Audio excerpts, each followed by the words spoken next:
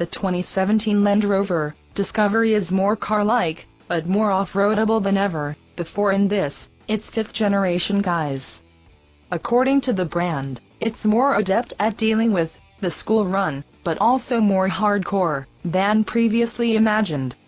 So, at a glance at least, it appears as though Land Rover has achieved the impossible with this new family SUV, one that it boldly claimed is the best family SUV in the world when unveiling the thing back in 2016. But has it?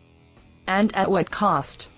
Well, it's a high cost for this HSE luxury version with the up-spec TD6 drivetrain.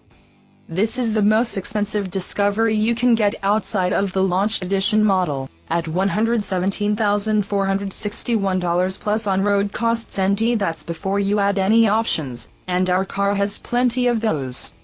The as-tested price for it is a sizable $141,606 plus on roads. We'll get to the notable options and a rundown of the standard inclusions in a little bit. But first, let me tell you, the big changes to this new generation Discovery haven't been at the cost of off-road capability, that's for damn sure.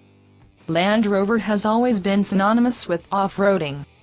If you asked someone on the street to name the most capable dirt driving vehicle, Land Rover will probably be the most common response.